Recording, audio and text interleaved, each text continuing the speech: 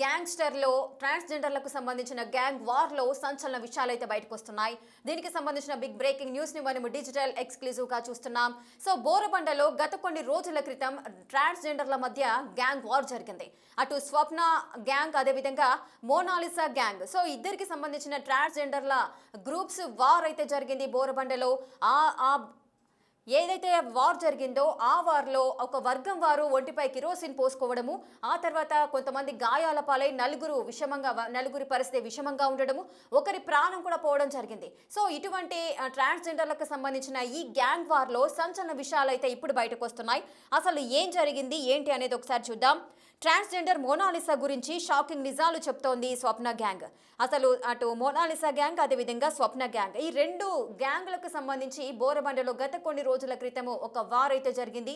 మరి ఈ రెండు గ్యాంగ్లు ఎందుకు ఇద్దరు పరస్పరం దాడి చేసుకున్నారు, ఒకరి పరిస్థితి విషమించడము, నలుగురి పరిస్థితి విషమించడము, వారు హాస్పిటల్లో ట్రీట్మెంట్ తీసుకోవడము, మరొకరు చనిపోవడం కూడా జరిగింది.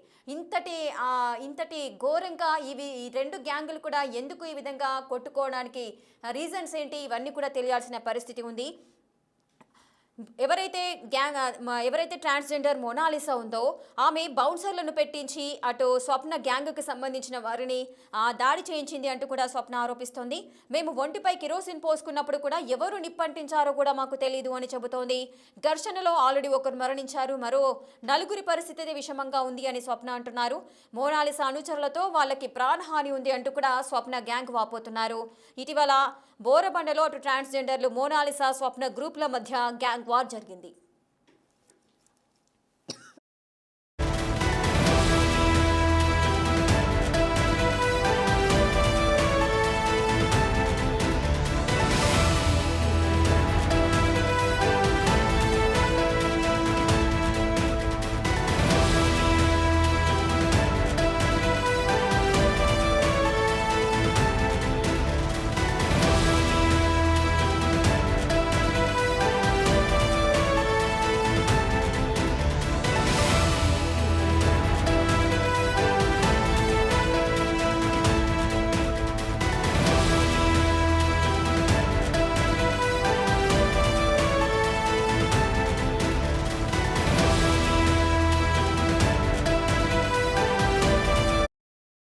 అసలు బోరబండలో ట్రాన్స్జెండర్ గ్రూపుల మధ్యలో ఎందుకు ఈ వార్ జరిగింది, అసలు దీనికి సంబంధించిన పూర్తి డీటెయిల్స్ మా ప్రతినిధి దేవిక అందిస్తారు. బోరబండలో 2 రోజుల క్రితం జరిగిన ఘటన మనందరికీ కూడా గుర్తే ఉండొచ్చు. ట్రాన్స్జెండర్స్ ఏ విధంగా అంటే ఆత్మహత్య చేసుకోవాలని రోడ్డు మీద ఏ విధంగా బైఠాయించారనేది కూడా మనకి తెలిసిందే. కానీ అసలు ఎందుకు ఆ విధంగా చేసుకోవాల్సి వచ్చింది, మోనాలిసా అండ్ అలానే స్వప్న వాళ్ళిద్దరి మధ్య ఉన్న విభేదం ఏంటి అనేది మాత్రం పెద్ద ప్రశ్నగానే మారిందని చెప్పొచ్చు. దీనికి కారణంగా అంటే మోనాలిసా ఎవరైతే ఉన్నారో వాళ్ళు గురువుగా ఉన్నప్పటి నుంచి వాళ్ళ కింద ఎవరైతే ట్రాన్స్జెండర్స్ ఉంటారో వాళ్ళందరినీ కూడా అనేక విధాలుగా ఇబ్బందికి గురి చేస్తున్నారు. వాళ్ళ భిక్షాటన చేస్తూ వచ్చిన డబ్బుల్ని కూడా వాళ్ళకి ఇవ్వట్లేదు, ఇంకా అదనంగా వాళ్ళ దగ్గర నుంచి ఎక్స్పెక్ట్ చేస్తున్నారు అంటూ కూడా స్వప్నకి సంబంధించిన వ్యక్తులు కావచ్చు, లేకపోతే స్వప్న కావచ్చు, ఇప్పటి వరకు అనేక సార్లు ఆరోపించినా కూడా మోనాలిసా మాత్రం అనేక సందర్భాల్లో తనని ఇబ్బంది పెడుతున్నారు అంటూ కూడా పోలీస్ స్టేషన్లో కంప్లైంట్ ఇవ్వడం జరిగింది. ఆ ఘటన తర్వాత మోనాలిసాని పోలీసులు అరెస్ట్ చేసి రిమాండ్కి కూడా తరలించారన్న విషయం కూడా మనం నిన్న క్లారిటీగా ఇవ్వడం జరిగింది. అసలు ఏం జరిగింది ఏంటనే విషయాలకు సంబంధించి ఇప్పుడు మనతో పాటు స్వప్న గారు మనతో పాటు ఉన్నారు. ఒకసారి స్వప్నతో మాట్లాడి పూర్తి వివరాలు కూడా తెలుసుకుందాం. అమ్మ నమస్తే. స్వప్న అంటే మీకు మోనాలిసా గారికి అసలు ఎప్పటి నుంచి పరిచయం, అసలు ఏం జరిగింది అంటే బోరబండాలో ఏ రోజైతే ఆ ఘటన చోటు చేసుకుందో ఆ రోజే ఈ విషయం అనేది బయట జనాలకి తెలిసింది, మా అందరికి కూడా తెలిసిందని చెప్పొచ్చు. అంటే ట్రాన్స్జెండర్స్కి మధ్య విభేదాలు ఉంటాయి అనేది వాస్తవమేనా అనే ప్రశ్న కూడా మా అందరికీ వస్తుంది. అసలు ఏం జరిగింది, ఎప్పటి నుంచి పరిచయం? యాక్చువల్లీ హాయ్ అండి, నమస్కారం. నా పేరు స్వప్న అండి. నేను బోరబండలో నివసిస్తుంటాను. నేను హైదరాబాద్లో పుట్టి పెరిగినండి. అయితే మేము 10 years క్రితము మోనాలిసాతో మాకు పరిచయం అయింది. సో ఆమె దగ్గర మేము చిన్నప్పటి నుంచి చిన్నప్పటి కాదు, మాకు చిన్న ఏజ్ ఉన్నప్పటి నుంచి అందరం పరిచయం అయింది. అందరం మా ఒక గురువు అని చెప్పి తెలిసింది. అందరం మేము వెళ్ళేసి అందరూ ఉన్నప్పుడు మాకు అంత నాలెడ్జ్ కూడా లేదు. మేము సంపాదించుకుందంట తను అడగడం స్టార్ట్ చేసింది. ఎట్లా అంటే మేము ఒక రోడ్ మీద సిగ్నల్కి వెళ్ళినా, షాప్స్ ఓపెన్కి వెళ్ళినా, లేదా రోడ్ మీద షాప్ కలెక్షన్ 10 రూపాయలకి 5 రూపాయలు కలెక్షన్ చేసినా అవన్నీ ఆమె డిమాండ్ చేసేది, ఆమె తీసుకునేది. మరి తీసుకునేది అలానే మాతో పాటు సెక్స్ ప్రాస్టిట్యూట్ కూడా చేయించింది. మా రోడ్డు మీద లించపెట్టి మాకు ఎంత సంపాదించుకున్న డబ్బులని ఆమె తీసుకునేది. నెలకి ఇంత ఇవ్వు అని చెప్పి 2000, 3000, 4000 ఇంత ఇవ్వాలని చెప్పి డిమాండ్ చేసేది. ఇయర్లీ ఇంత పెట్టాలని చెప్పి అన్నారు. సరే ఇయర్లీ గురు శిక్షణ కింద పెడతారు అని చెప్పి అందరికి ఉంటుంది, కాదని మేము అంటలేము.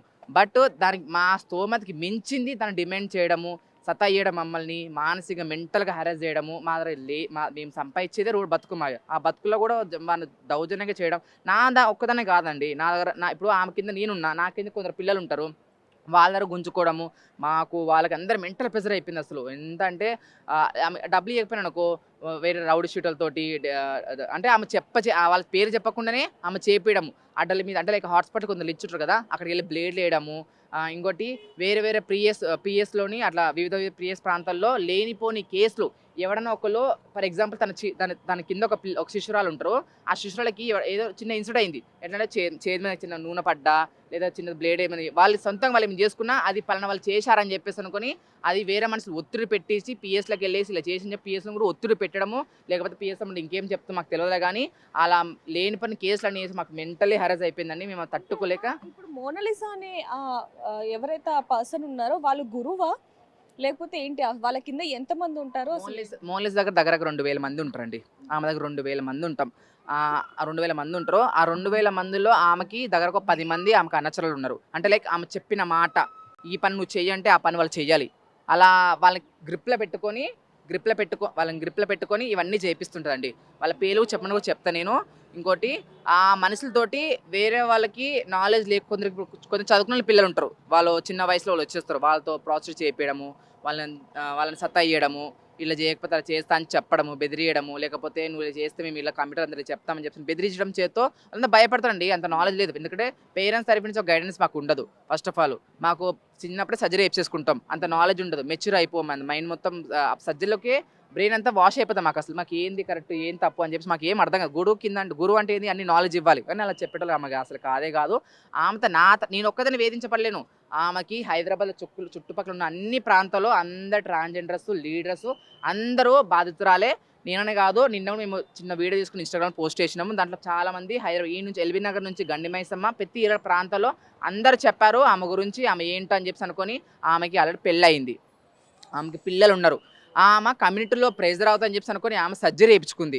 ఆ సర్జరీ వేసుకొని చెప్పి నేను ఒక ట్రాన్స్జెండర్ అని చెప్పి అనుకుని, నేను ఎన్జీలో వర్క్ చేస్తా అని చెప్పి అనుకుని, నేను సోషల్ యాక్టివ్ అని చెప్పి అనుకుని చెప్పుకొని మనసులోని పిఎస్లోని లేకపోతే పక్కన లీడర్స్ని వాళ్ళందరూ చెప్పుకొని చూపించుకుంటూ ఎదుటి మనసులోని ప్రెజర్ చేయడం. ఆమెకు ఏజ్ ఉంది, కొంచెం ఏజ్ పర్సన్ అండి ఆమెకి. సో ఆ ఏజ్ పర్సన్ చెప్పేసి అనుకుని ఇప్పుడు ఎంత ఏజ్ ఉండొచ్చు తనకి? 60 చిల్లర పైన ఉంటుంది అనుకుంటున్నాను, నా తెలిసిన అయితే 60 ఉంటుంది అని చెప్పి అనుకుంటున్నా. అయితే మేము విన్న దాని ప్రకారం కనుక చూసుకుంటే మిమ్మల్ని భిక్షాటన చేసేటప్పుడు కానీ లేకపోతే షాపింగ్కి వెళ్ళినప్పుడు అక్కడ వచ్చిన ఏవైతే డబ్బులు ఉంటాయో అవి తను లాగేసుకోవటం, అదేవిధంగా మిమ్మల్ని సెక్స్ వర్కర్గా యూజ్ చేసుకొని ఆ డబ్బులు కూడా మీకు ఇవ్వట్లేదు అనేది వాస్తవమేనా? వాస్తవం అండి, అది వాస్తవం. ఎందుకు మేము పడ్డాం కదండి ఆమె దగ్గర, ఇన్ని ఇయర్స్ మేము ఉన్నాం సంపాదించుకో. ఇప్పుడు ఒక గురువు అయినా కానీ ఇప్పుడు ఎవరైనా శిక్షణ మంచి చుట్టూ వాళ్ళ నుంచి బయట కిందకి వస్తామండి. దేనికి వస్తాం, మాకేం అవసరం వచ్చడానికి, వచ్చి ఇవన్నీ చేసుకొని ప్రాణాలు చేసుకునేంత దాకా మేము తెచ్చే అవసరం మాకేమొచ్చింది? అంత ప్రెజర్ అంత పెడుతుంది కనుక మాకు ఇంత ప్రెజర్ అవుతుంది. అసలు ఆ రోజు ఏం జరిగిందమ్మా బోరబండలో? ఆ రోజు ఆ బస్ స్టాప్ దగ్గర మీరు అసలు ఏం చేయాలనుకున్నారు? అసలు ఏం జరిగింది, ఎందుకు? యాక్చువల్లీ ఏం చెప్తానంటే గచ్చిబౌలిలో, నార్సింగ్లో, మాదాపూర్లో, అల్లాపూర్లో మాకు చుట్టుపక్కల ఉన్న ప్రాంతాల పిఎస్లో ఆమె లేనిపోయిన కేసులు వేయడం, ఎస్టీ కేసులు, ఏంటి వాళ్ళ మర్డర్ కేసులు, అసలు మాకు లింక్ ఎప్పుడు టచ్ లేదు. అలా ప్రెజర్ పెట్టేస్తుంది, అక్కడ వేరే వాళ్ళతో చెప్పడం చేయడంతో మాకు ప్రెజర్ పెట్టేసింది. అలానే బోరబండలో ఒక చిన్న బర్త్డే పార్టీ అయింది. అక్కడ గేస్ అంటే తెలుసా అండి, గేస్కి మ్యాక్సిమం సర్జరీ ఎవరు వాళ్ళకు డబ్బులు స్తోమత ఫైనాన్స్ స్టేబుల్ వాళ్ళు ఉండరు, వాళ్ళు చేయించుకోరు.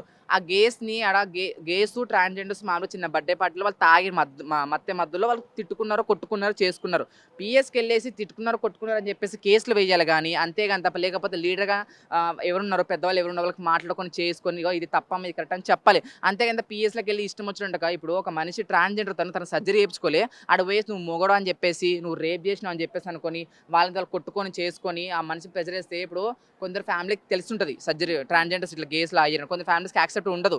మళ్ళీ బయట పబ్లిసిటీగా పిఎస్కి చేస్తే వాళ్ళు మెంటల్ హెరాస్ అయిపోయి సూసైడ్ చేసుకున్న సిచ్యువేషన్ తెచ్చుకున్నారు మేడం. వాళ్ళు అంత ఒత్తిడి పెట్టేస్తారు, మెంటల్ ఫిజికల్లో ఒత్తిడి అయిపోతారు, ప్రెజర్ అయిపోతారు అసలు. ఇవన్నీ మీరు తట్టుకోలేకనే తన ఒత్తిడి, తన బాధ ఇవన్నీ తట్టుకోలేక మీరు ఆ రోజు ఆత్మహత్య చేసుకోవాలనుకున్నారు. పోలీసులు వచ్చిన తర్వాత కేసు కూడా నమోదు చేయడం జరిగింది. ఎవరైతే కాల్చుకున్నారో అంటే కిరోసిన్, పెట్రోల్ ఎవరైతే తాగారో వాళ్ళు కూడా ఇప్పుడు వాళ్ళల్లో ఒకరు చనిపోవడం జరిగింది. ఇంకా ఇద్దరు ఇప్పుడు క్రిటికల్ గా ఉన్నారు. మరికొంతమంది ఆరోగ్య పరిస్థితి ఎలా ఉంది? దీని తర్వాత పోలీసులు ఎలాంటి యాక్షన్ తీసుకున్నారు? మీ దగ్గర నుంచి ఏమైనా కంప్లైంట్ తీసుకున్నారు? ఫస్ట్ ఆఫ్ ఆల్ మేము పిఎస్లో కంప్లైంట్ ఇచ్చాము. వాళ్ళు ఎలాంటి పిఎస్లో కంప్లైంట్ తీసుకోలేదు. ఎందుకంటే నేను ఆ బర్త్డే రోజు ఇక్కడ లేనండి. నేను టెంపుల్కి వెళ్ళిపోయాను, కాశీకి వెళ్ళిపోయాను. అన్నింటికి వచ్చేలోపు వెంటనే పిల్లల మీద అందరి మీద కేసు వేయడం జరిగిపోయింది. మేము ఏంది అని చెప్పి అంటే పోలీస్ స్టేషన్ నుంచి మేము రిమైండ్ చేస్తాం. దేని చేస్తాం అంటే ఎందుకు సార్, దేనికి సార్, అసలు ఫస్ట్ ఆఫ్ ఆల్ వాళ్ళు ఇద్దరు ట్రాన్స్జెండర్ సార్, గే సర్జరీ కాకముందే వాడు మొగడితే ఇవ్వడు కదా అని చెప్పేసి అన్నాక అది అయిపోయినాక వాళ్ళు కంప్లైంట్స్ ఏం తీసుకోలేరు, చేయలేరు. నెక్స్ట్ రోజు నాకు నైట్ ఆ రోజు ఇద్దరు తెలియని వ్యక్తులు వచ్చేసి ఇంటికి వచ్చి కొట్టారు నన్ను. నెక్స్ట్ పిఎస్ రోజు చూపించాము. నెక్స్ట్ రోజు అయిపోయినాడికి వచ్చినాము. అయిపోయినాక దానిలో పిట్టలు ఆవేశంగా పిట్టలు పోసుకున్నారు. అక్కడ మంట ఎవరు అంటించారో మాకు తెలియదు ఇంతవరకు. అయితే దాంట్లో మొత్తం 8 మెంబర్స్ మొత్తం గాయపడ్డామండి.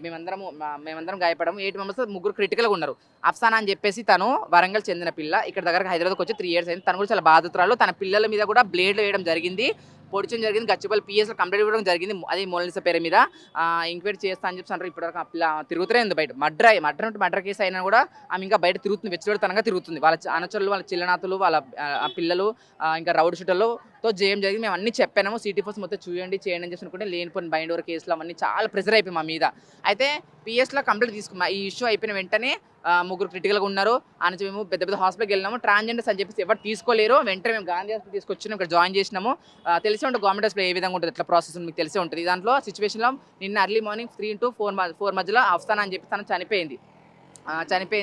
అయిపోయినాక నవిత అని చెప్పేసి ఒక ఆమె ఉంది. నవ్య అని చెప్పి అంటారు మేము మ్యాక్సిమం అందరం. ఆ పేరు నవ్య పటేల్, ఓంకార్ నవ్య పటేల్, కానీ మేము అందరం నవిత అని చెప్పి పిలుస్తాం ఆమెని. ఆమెకి వాళ్ళ పేరెంట్స్ వచ్చారు. పేరెంట్స్ వచ్చేసి ఆమెని కొంచెము క్రిటికల్ సిచ్యువేషన్ అని చెప్పేసి వాళ్ళ ఒత్తిడి మీద, వాళ్ళ పేరెంట్స్ ప్రెజర్ మీద సిగ్నేచర్ తీసుకొని గాంధీ హాస్పిటల్ సిగ్నేచర్ తీసుకొని వాళ్ళు ప్రైవేట్ హాస్పిటల్ జాయిన్ చేశారు. దగ్గరికి ఇప్పుడు 1 లక్షలు దాటిపోయింది వాళ్ళ బిల్లు కూడా. ఆ పిల్లకి మొత్తం 75% ఆ పిల్ల కాలిపోయింది. వాళ్ళ ప్రైవేట్ హాస్పిటల్ జాయిన్ చేయించారు. ఇంకో పిల్ల హీనా అని చెప్పి ఉన్నది, తను ఒక ముస్లిమ్స్ పిల్ల. తనకి 68% కాలిపోయింది. వాళ్ళ పేరెంట్స్ వచ్చారు. వాళ్ళ పేరెంట్స్ వాళ్ళ వాళ్ళ సిస్టర్ బాగా వచ్చి చేస్తుర్రు. వాళ్ళు ఫైనాన్షియల్ స్టేబుల్ అసలు కాదు వాళ్ళు. హెల్త్ ఇష్యూస్ కూడా ఉన్నాయి ఆ పిల్లకి. సో ఆ పిల్లకి 6th అయితే ఇప్పుడు పొందుతుంది. ఇంకా వేరే 3 పిల్లలు అయితే, 2 పిల్లలు అయితే బయటకు వెళ్ళిపోయారు. బయటకు వెళ్ళిపోయి వాళ్ళు వేరే ప్రైవేట్ హాస్పిటల్ జాయిన్ అయ్యారు. ఇంకొక పిల్ల టీనా అని చెప్తుంది. ఆ పిల్ల కొంచెం క్రిటికలే. ఇదంతా మొత్తం మేడంతా కాలిపోయింది. చేతులు కాలు కూడా అసలు లేస్తలేదు. ఫస్ట్ ఆఫ్ ఆల్ హీనా పిల్ల కిడ్నీ మొత్తం ఖరాబ్ అయిపోయింది. వాళ్ళు కూడా చెప్పలేం సిచ్యువేషన్ అని చెప్పి అంటున్నారు. ప్రైవేట్ హాస్పిటల్కి వెళ్తే ఇప్పుడు మొత్తం 5 మెంబర్స్ సీరియస్ ఉన్నారండి. 5 మెంబర్స్లో క్రిటికల్ సిచ్యువేషన్స్ అంటే ఇంక 2 సిచ్యువేషన్ క్రిటికల్ ఉందని డాక్టర్ చెప్పలేని సిచ్యువేషన్ అని చెప్పి అంటారు వాళ్ళు. అంటే మీరు ఇందాక చెప్తున్నప్పుడు అసలు కిరోసిన్ పోసుకున్నాం కానీ ఎవరు నిప్పంటించారో తెలియదు అన్నారు. మరి దాని గురించి పోలీసులకు కంప్లైంట్ ఇచ్చినప్పుడు ఇప్పుడు మోనాలిసాను కూడా రిమాండ్కి తరలించారు, అరెస్ట్ చేసి అంటూ కూడా కొన్ని వార్తలు వస్తున్నాయి. అది నిజమేనా? అవునండి, మోనాలిసా అయితే రిమాండ్ చేశారండి. ఆమెను తీసుకెళ్లారు కానీ మేము చెప్పాము కూడా. ఇంకా కొందరు ఆమె అనచరులు ఉన్నారు, వాళ్ళ వల్ల కూడా ప్రెసిడెంట్ ఇప్పుడు ఆ మొక్కతే ఉండి పిఎస్ కంప్లీట్ ఇవ్వదండి. ఆమె అనచరులు కొందరు ఉన్నారు, వాళ్ళు కూడా వచ్చి రింకు, నాతి, సోనరాథోడ్, అలాగే మళ్ళా శోభ, సిరిరెడ్డి, వీళ్ళందరూ ఆ మనచల్లండి. గచ్చిపల్లి పిఎస్లో కంప్లీట్ ఇవ్వడం జరిగింది. అలాగే మొన్న రీసెంట్లీ కేపీహెచ్పి మన పోలీస్ స్టేషన్లో కూడా వాళ్ళ పిల్లల్ని కంప్లీట్ ఇవ్వడం జరిగింది. ఎందుకంటే భయంకరంగా రాళ్ళ రప్పలతోటి రౌడీ షీట్లతో కొట్టించారు. అది కూడా పిఎస్లో కంప్లీట్ ఇచ్చడము. కానీ అక్కడ జరిగే వెనకాల రౌడీ షీట్లు కొందరు ఉంటారండి, వాళ్ళ పేర్లు బయటకు వస్తారు. అసలు ఫస్ట్ వాళ్ళ పేరు చెప్పినా కూడా మీరు ట్రాన్సాక్షన్ మీరు కొట్టుకోవడం మీకు అలవాటే అని చెప్పి వదిలేస్తారు, పట్టించుకుంటూ చేసేస్తలేరండి. ఆ ప్రెజర్ ఎక్కువ అయిపోయింది, అసలు తట్టుకోలేకపోతారు వాళ్ళందరూ. అంటే ఇప్పుడు మోనాలిసా వర్సెస్ స్వప్న ఇద్దరి మధ్య కూడా ఒక వార్ నడుస్తుంది అంటూ కూడా కొన్ని వార్తలు వస్తున్నాయి. దాని వాస్తవం అండి, మోనాలిసా స్వప్న అని ఒకటే కాదండి, ఆమెకు వల్ల బాధించబడి చాలా మంది ఉన్నారండి. స్వప్న అని చెప్పేసి నేను ఒక్కదని చేసుకుంటున్నా కదా. మరి కాదు, స్వప్న వర్సెస్ మోనాలిసా గ్యాంగ్ అనేది నడుస్తుంది అంటే వాళ్ళ పిల్లలు కొందరు, మా పిల్లలు కొందరు బాధలు, మా పిల్లలకు ప్రెజర్, వాళ్ళు చిన్న పిల్లలు అండి. వీళ్ళంత పెద్ద పిల్లలు, అంత మెచ్యూర్ అందరూ 20 పైన ఉన్నారు అందరూ, తప్ప వాళ్ళకంత మెచ్యూర్ లేదండి. వాళ్ళ మీద వెచ్చలేని మనుషుల మీద కేసులు వేయడము, రౌడీలతో కొట్టియడము, చేయడము, డబ్బులు గుంజుకోవడము, ప్రాస్టిట్యూట్ చేయించడంతో మేము ఆ పిల్ల ప్రెజర్ అయితే తట్టుకోలేకపోతున్నారు.